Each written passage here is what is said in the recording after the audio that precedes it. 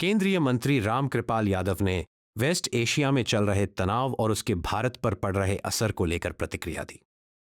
उन्होंने कहा कि इजराइल और ईरान के बीच जारी संघर्ष का असर वैश्विक ऊर्जा बाजार पर पड़ रहा है और इसी वजह से एलपीजी की कीमतों में बढ़ोतरी देखने को मिल रही है। रामकृपाल यादव ने कहा कि अंतर्राष्ट्रीय हालात के कारण कई देशों को ऊर्जा आपूर्ति से जुड़ी चुनौतियों का सामना करना पड़ रहा है।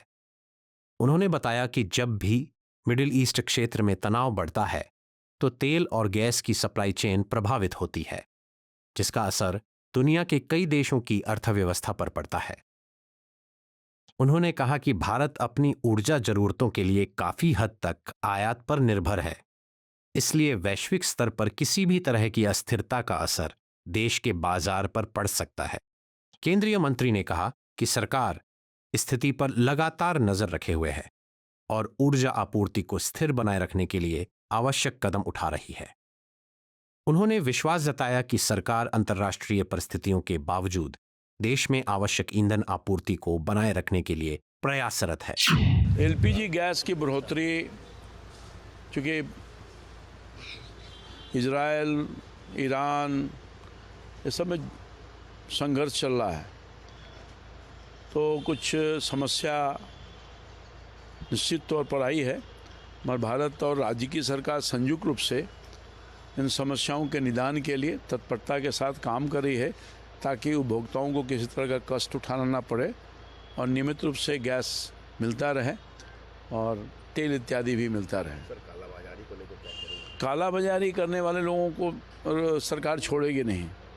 जो कालाबाजारी करेंगे, कानून सख्त है, उनका लाइसेंस तो रद्द होगा, जेल भी जाना पड़ेगा। इसलिए इन सब चीज़ों पर निगरानी रखे हुए है।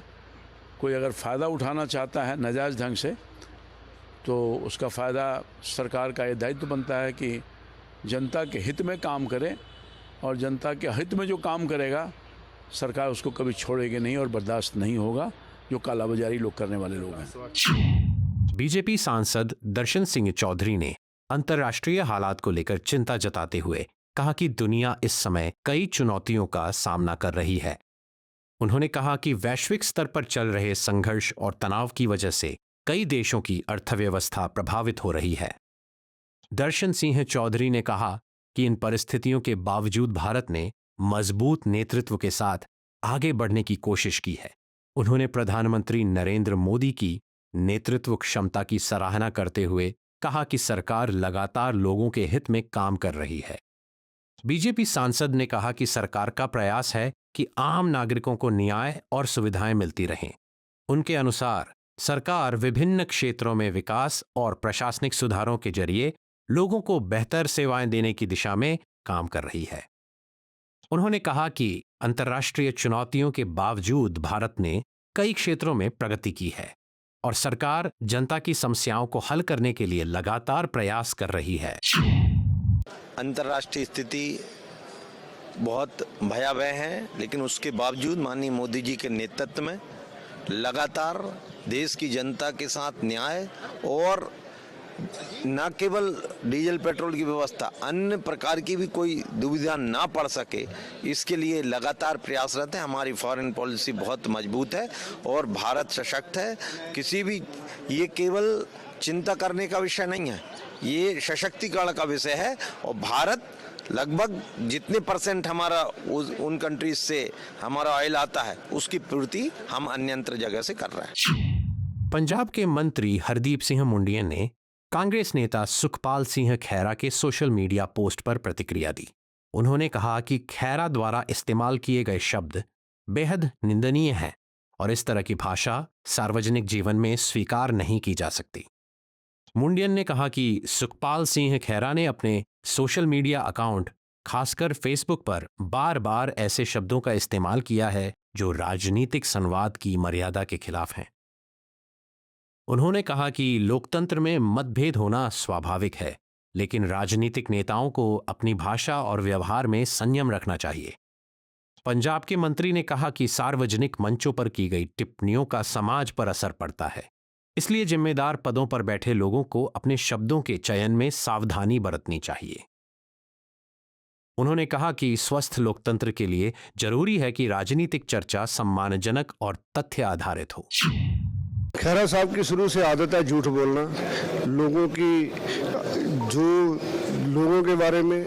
इस पवित्र सदन में चुन के आए हुए विधायक हो, सारे हमारे मिनिस्टर साहबान हो, हर मेंबर, यहाँ तक के पवित्र सदन के मुख्य सेवादार, मुख्य हेड स्पीकर साहब होते हैं, उनके लिए भी मुर्दाबाद के, उनको भी गलत शब्द बोलना इनकी शुरू से आदत है।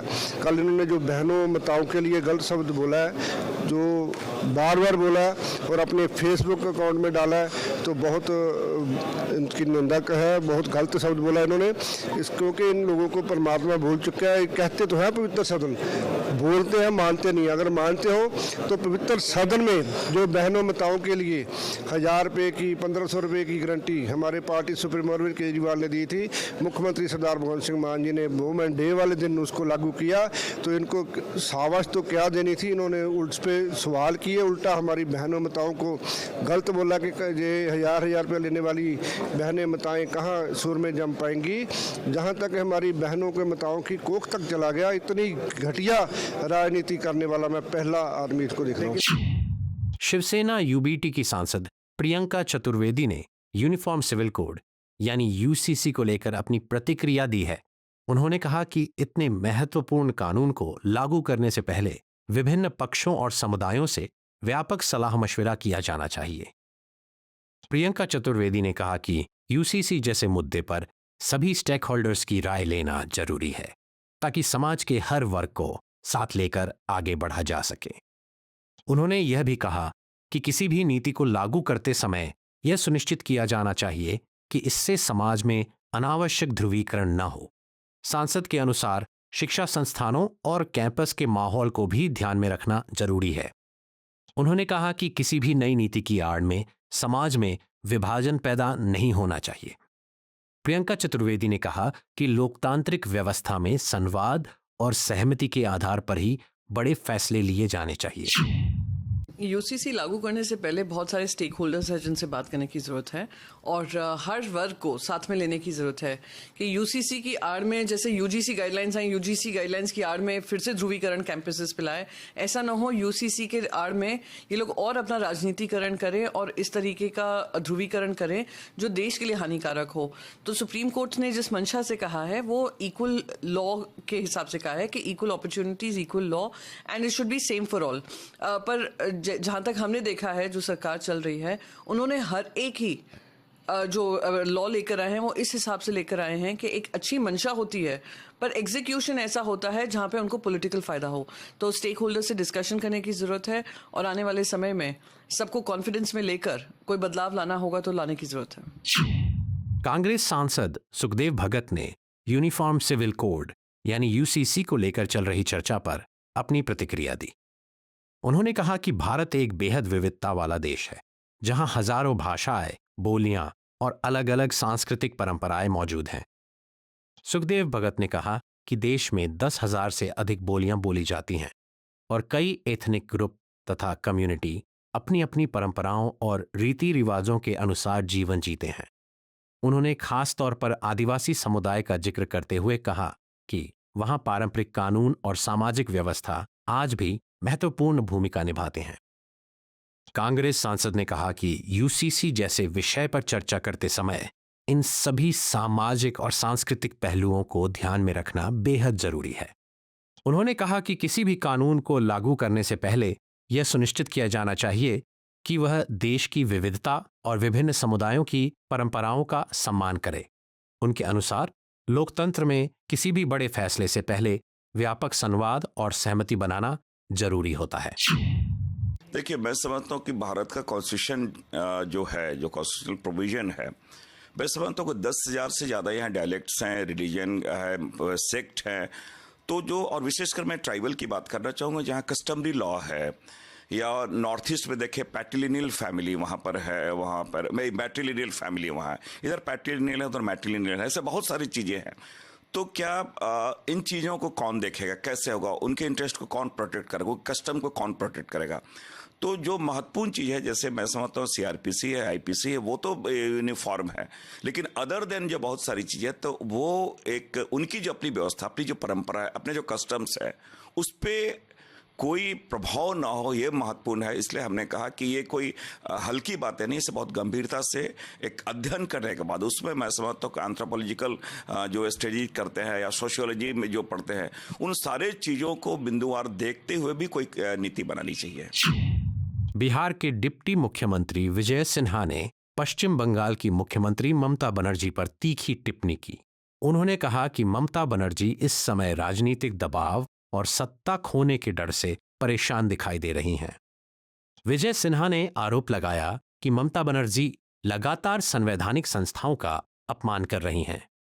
उन्होंने कहा कि हाल के दिनों में उन्होंने राष्ट्रपति, राज्यपाल और अन्य संवैधानिक अधिकारियों के खिलाफ टिप्पणी की है। उन्होंने यह भी कहा कि चुनाव आयोग जैसे संस्थानों के खिलाफ विरोध प्रदर्शन करना लोकतांत्रिक व्यवस्था के लिए ठीक नहीं है।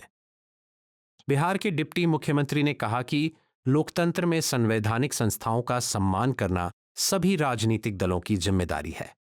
उनके अनुसार किसी भी राजनीतिक मतभेद के बावजूद इन संस्थाओं की गरिमा बनाए रखना जरूरी है। विजय सिन्हा ने कहा कि जनता सब कुछ देख रही है और आने वाले समय में इसका राजनीतिक असर भी देखने को मिल सकता है। देखिए, बंगाल के मुख्यमंत्री ममता दीदी घबराहट में है, परेशान है, सत्ता जाने का भय कहीं न कहीं उनको नर्वस कर रहा। आज राष्ट्रपति महोदया का अपमान करना, गवर्नर जो थे उनके बारे में किस तरह से अपमानित करना, शिकायत करना, और अब चुनाव आयोग के बारे में काले झंडे दिखाकर किस तरह से संवैधानिक संस्था और संवैधानिक पद पर बैठे लोगों का अपमान करते हैं। घबराहट में ये कुछ भी बोल सकती हैं, लेकिन सच यही है, कल हमने यहाँ की जनता की भावनाओं को देखा है। लोग इनसे मुक्ति चाहता है। बंगाल को बांग्लादेश नहीं बनने देंगे। हर बंगाल के लोग ये मन के अंदर संकल्प ले चुके हैं कि बंगाल की सांस्कृतिक विरासत, सनातन सांस्कृतिक विरासत भारत को गौरवान्वित करता है और भारत की भूमि पर कोई भी बांग्लादेशी घुसपैठिया मानसिकता स्वीकार नहीं है। उत्तर प्रदेश के मंत्री अनिल राजभर ने चुनाव आयोग को लेकर उठाए जा रहे सवालों पर प्रतिक्रिया दी। उन्होंने कहा कि इलेक्शन कमीशन ऑफ इंडिया देश की एक स्वतंत्र और संवैधानिक संस्था है जो निष्पक्ष चुनाव सुनिश्चित करने के लिए काम करती है। अनिल राजभर ने कहा कि चुनाव आयोग का काम वोटर लिस्ट को सही और पारदर्शी बनाए रखना है। उन्होंने बताया कि आयोग उन लोगों के नाम हटाने की प्रक्रिया चला रहा है जो फर्जी तरीके से मतदाता सूची में शामिल हो गए थे।